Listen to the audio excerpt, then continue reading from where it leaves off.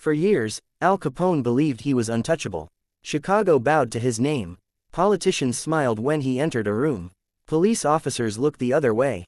Judges hesitated. Journalists whispered. In the streets, his nickname alone, Scarface, was enough to silence conversations. Money flowed like a river. Nightclubs, illegal bars, gambling houses, and secret warehouses worked day and night under his control. Every bottle of illegal alcohol during Prohibition carried his invisible signature. Every deal was sealed with fear or loyalty, sometimes both. Al Capone did not see himself as a criminal. In his own mind, he was a businessman. A provider. A king who gave people what the government had foolishly taken away. He paid well. He fed the poor during the Great Depression. He dressed sharply, spoke confidently, and laughed loudly. Cameras loved him, crowds admired him, and most importantly, he believed this life would never end. But then, something began to change. It started quietly, almost invisibly. One morning, Capone woke up with a strange pressure in his head. Not pain exactly, more like confusion.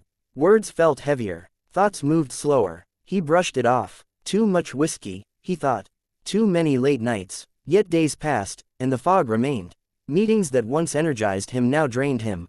He struggled to focus. Numbers slipped from his memory. Names of men he had trusted for years suddenly escaped him. He laughed it off in public, but in private, something cold crept into his chest. Fear. At the same time, the world outside his empire was tightening. The federal government had failed to catch him for murder, bootlegging, bribery, everything. But now, a different kind of enemy was closing in. Quiet, patient, relentless. Accountants. Investigators didn't chase blood anymore. They followed paper, ledgers, receipts, bank records. Al Capone still believed he was safe. After all, he had beaten everyone before. He had lawyers. He had money. He had influence. But deep down, a voice had begun to whisper. Something is wrong. One evening, Capone sat alone in his luxurious home. The noise of the city felt distant. The laughter from past victories echoed faintly in his mind. He stared at his hands, hands that once commanded an empire.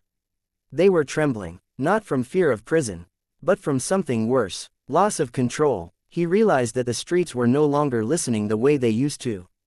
Loyalty felt thinner. Whispers of betrayal floated through his organization. Men smiled too much, avoided eye contact, asked questions they never dared to ask before. And then came the moment.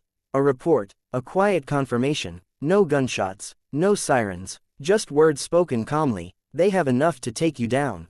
In that instant, Al Capone understood something he had never allowed himself to consider. This was not another fight he could win with money or violence. This was the end of the road.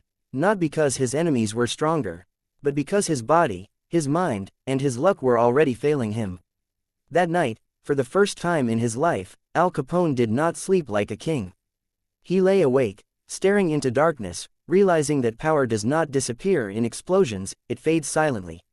And once it starts fading, there is no way to stop it. The streets of Chicago were buzzing as usual, but Al Capone no longer ruled them the same way he once did. The city had always whispered his name with fear and respect, yet now even the whispers carried subtle doubts. He could sense it. His control, once absolute, was slipping through his fingers like sand. Capone spent hours in his office, staring at piles of papers, ledgers, and bank statements. Numbers that once danced clearly in his mind now blurred. Contracts that he could memorize in a single glance now required repeated reading. Every decision felt heavier, every instruction harder to enforce. The empire that had been his playground was suddenly full of obstacles he could not manage. He tried to ignore it. He laughed in meetings, barked orders to lieutenants, reminded himself that fear was his weapon. But behind the confident facade, his mind was faltering. Simple calculations took longer. Men he had trusted for decades seemed to hesitate, to look at him differently. Capone hated that feeling. He was used to respect, not uncertainty. Then came the investigators. They did not come with guns. They did not shout threats.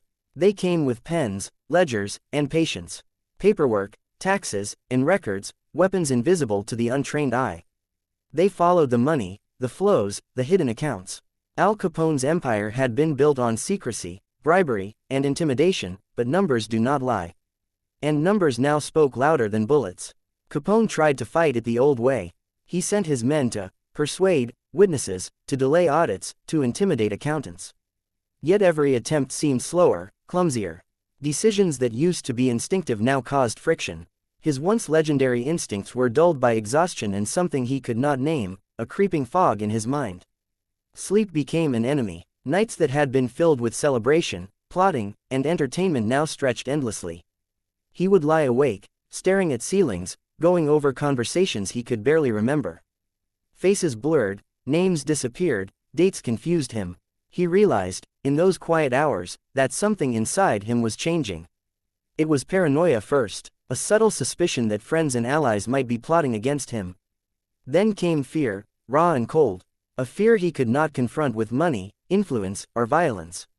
His own mind had begun to betray him. Doctors had warned him, though he had never taken them seriously. Neurosyphilis, an illness caused by untreated syphilis, was slowly destroying his brain. Symptoms had appeared subtly at first: confusion, irritability, headaches. Capone ignored them, mocked them. But now, he could not. The disease had progressed, eroding judgment, memory, and emotional control. One evening, as he sat alone in his mansion, Capone experienced a moment that would haunt him forever. He looked around at his trophies, his wealth, his empire, and realized none of it mattered. Fear and confusion replaced the pride he had once felt. He felt weak, vulnerable, and human, something he had never allowed himself to be in public. Capone's empire, once untouchable, had begun to crumble not because of bullets or rivals, but because of time, disease, and relentless law. Every ledger the investigators found, every hidden account traced, chipped away at his freedom. And worse, every failure reminded him that his own mind was betraying him. He began to isolate himself. Meetings became shorter. Parties ended early. The laughter that had once filled his mansion faded into silence. Capone spoke less. Sometimes he forgot what he wanted to say mid-conversation. Sometimes he stared at nothing for hours. Inside, he felt panic. Inside, he felt the first real taste of helplessness. And for a man who had spent decades controlling life and death with a word, with a gesture, with a fear-filled glance, helplessness was a nightmare beyond imagination. The empire that had been built on respect, terror, and influence was still there physically, but the man who commanded it no longer existed in full. Inside, Al Capone knew the truth: he was finished, and he was powerless to stop it. And so began the slow, silent collapse, a fall that would not end in a shootout, a rival attack, or a dramatic betrayal. No, this fall was far more devastating. It was the empire of his mind, dissolving day by day, unnoticed by the world, yet unstoppable. By now, Al Capone had begun to understand that the streets of Chicago, once under his command, no longer obeyed his orders with the same fear. His empire was intact in structure. Nightclubs, speakeasies, gambling dens, and warehouses still carried his name, but the lifeblood of any criminal kingdom, loyalty and fear, was slipping away. He noticed it in the smallest details: a glance held too long, a handshake that seemed uncertain, a subordinate who hesitated before taking instructions.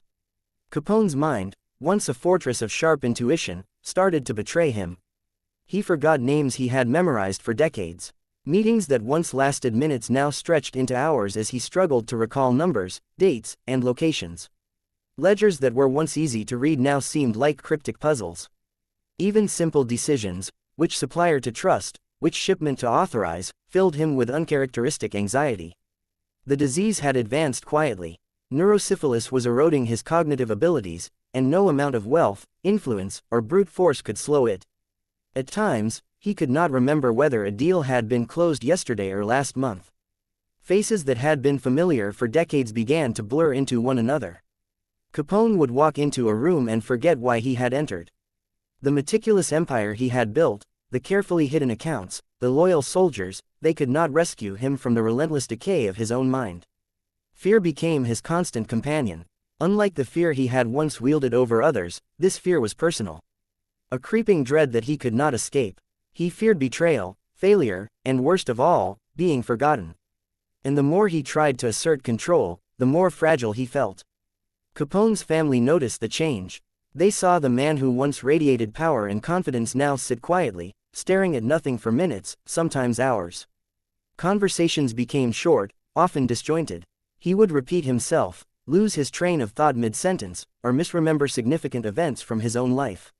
His health, both physical and mental, was deteriorating. The man who had outrun the law, the rival gangs, and assassins was now trapped in the prison of his own mind. Sleep offered no escape. Nights, which once had been filled with laughter, plotting, and entertainment, were now endless hours of silent terror. In the dark, alone in his mansion, Capone would feel the weight of his past deeds. Every violent act, every bribe, every betrayal he had orchestrated returned to him in haunting flashes. He could no longer use money or fear to shield himself from his own memories. One evening, sitting in his dimly lit study, Capone tried to write in his journal, a habit he had adopted late in life. Words would not come, thoughts were jumbled, emotions surged unpredictably. Anger, regret, sadness, and fear collided violently within him. For a man who had once controlled life and death with a gesture, this was a torment beyond imagination. Capone's empire remained powerful to outsiders. To the world, he was still the notorious gangster, Scarface, the man who had ruled Chicago. But inside, he was crumbling. Loyalty no longer served him, fear no longer worked. Friends and soldiers were cautious around him, sensing something fragile beneath the surface. He began isolating himself, no longer attending parties, rarely giving orders, speaking to few people, living in the shadows of his own mansion. His mind became a maze. Events from the past and present mixed. He sometimes could not distinguish between what had happened and what he imagined. Conversations replayed in his head endlessly. Sometimes he laughed without reason. Other times, tears came unbidden. The disease had robbed him not only of memory but of emotional stability. Capone's identity, the persona he had cultivated with years of careful planning, intimidation, and charisma, was fading. The fearless king of Chicago was now a fragile man, haunted by confusion and fear. The world had feared him, respected him, and admired him, yet now, he feared himself the most. Everyday life became a battle. Deciding what to eat, which suit to wear, where to walk, all required effort and focus that were increasingly difficult. Orders to his subordinates often went unspoken because he could not remember exactly what needed to be done. Even his beloved routines felt overwhelming. And then came the moments that terrified him the most, moments of awareness. In rare flashes, he would recognize his own decline. He would feel the weight of lost power, lost respect, lost control. These moments were agonizing, a vivid reminder of everything he had built and everything he was losing. Yet they passed quickly, and the fog of his disease would reclaim him. Capone had survived bullets, rival gangs, police raids, and the chaos of the criminal underworld. He had been imprisoned, bribed, threatened, and attacked. But this enemy, his own failing mind, was unstoppable. The king of Chicago was no longer a king. The empire was intact, but the monarch had disappeared. And so, day by day, Al Capone continued his slow collapse, a silent, invisible defeat. To the outside world, he remained a legend. Inside, he was lost. His mind was a battlefield, a ruin of strategy, memory, and emotion. The day had come when the man who had once commanded fear realized, power can vanish without a single shot fired, and no empire can save a broken mind. By the time Capone entered his later years, it was no longer a subtle decline, it was a full-blown unraveling. The vibrant, commanding man who had once ruled Chicago with fear, charisma, and calculated brutality was disappearing before the eyes of everyone, including himself. His body, once strong and imposing, had begun to betray him. Years of excess, constant stress, and late nights had taken their toll. His movements were slower, his posture no longer carried the air of authority. Even simple tasks, like walking down a hallway or signing a document, required careful effort. Muscles he had relied on for decades had grown weak, and he felt the fatigue of a man decades older than his actual age. But it was his mind that deteriorated most dramatically. Neurosyphilis, the disease he had ignored for so long, was now merciless. Memory loss became constant, sometimes terrifyingly so. He would forget which meetings had happened or who had been in attendance. Faces of loyal men blurred into strangers. He could not recall whether he had paid a debt or authorized a shipment. At times, he wandered his mansion, staring at walls, muttering to himself, trying to remember what day it was. Capone's famous temper, once fiery and dangerous, became unpredictable and erratic. Small frustrations, mistakes, or reminders of his empire's fragility triggered outbursts that confused even his closest associates. One minute he would lash out, the next he would collapse into silent despair, tears streaming silently down his face. The empire he had built for decades remained physically intact. Clubs, warehouses, gambling halls, and speakeasies still bore his influence. But loyalty had eroded. His soldiers, once fanatically devoted, began avoiding him. Subordinates whispered behind closed doors. Rivals sensed weakness. Even the newspapers that had once feared his wrath began reporting stories that undermined him. Capone, once untouchable, now realized he was vulnerable in a way he had never imagined. The mental fog was accompanied by paranoia. Every conversation, every glance, every action by those around him seemed suspect. He began doubting his own decisions, replaying past mistakes endlessly, fearing betrayal at every turn. Nights became agonizing. Sleep offered no relief. His mind raced, reliving victories and failures alike, intertwining them with fear of impending ruin. One afternoon, sitting alone in his study, Capone attempted to write a letter to a confidant, perhaps to reconcile his life, perhaps to leave behind his story. Words refused to form coherently. Sentences began and ended in confusion. Thoughts became fragmented, jagged pieces of memory and imagination. For the first time, he understood that he could no longer trust himself. His mind, his most powerful weapon, had become his greatest enemy. Physical symptoms worsened alongside mental decline. Capone's body trembled uncontrollably at times. Appetite disappeared. Fatigue consumed him. Doctors who had visited long ago offered warnings that he now could not comprehend fully. His health, once protected by wealth and influence, was failing just as rapidly as his mind. He had survived assassination attempts, rival gangs, corrupt politicians, and the law itself, yet the relentless disease within him was unstoppable. Capone's empire, feared by all, could not prevent the collapse of its ruler. The King of Chicago was no longer a king. His laughter, once booming and infectious, had faded into silence. His charisma, once magnetic, had diminished to whispers and confusion. Friends and family watched helplessly. They saw the man who had inspired fear, respect, and awe now wandering aimlessly through rooms he once commanded. Conversations with him became painful. He would repeat the same stories, forget important events, or lose track of time entirely. Capone's mental decline had reached a point where the outside world could sense the unraveling even more than he could. And deep inside, the realization hit him with terrifying clarity: he could not fight this decline. No money, influence, or fear could stop it. He had conquered men, cities, and laws, yet his own body and mind were unconquerable. For the first time in decades, Al Capone experienced a profound vulnerability, a fear that had nothing to do with rivals or law enforcement. This was fear of self, fear of losing his identity, fear of being reduced to a shadow of the man he once was. The fall was no longer avoidable. Each day marked another step toward the end of the legendary life of the man who had once ruled Chicago. Power faded, respect diminished, loyalty vanished, and within him, the realization of inevitability settled. All empires crumble, even those built on fear and money, and no one is immune to the silent collapse of mind and body. Capone's story, once defined by dominance and terror, was now defined by fragility, confusion, and the painful truth that even the strongest cannot outrun time and fate. By the time Al Capone reached his last years, he was a shell of the man who once ruled Chicago with an iron fist. The streets no longer whispered his name with fear. Rivals no longer trembled at his presence. Even his closest allies had grown distant, unsure how to deal with a man who had once been invincible but was now fragile and unpredictable. Inside, Capone was trapped in a world of confusion and despair. Neurosyphilis had ravaged his mind completely. Memory loss was severe. He forgot names, faces, events, and even basic instructions. Conversations were nearly impossible. He would repeat himself, lose focus, or drift into silence mid-sentence. Every day was a struggle, every decision a monumental task.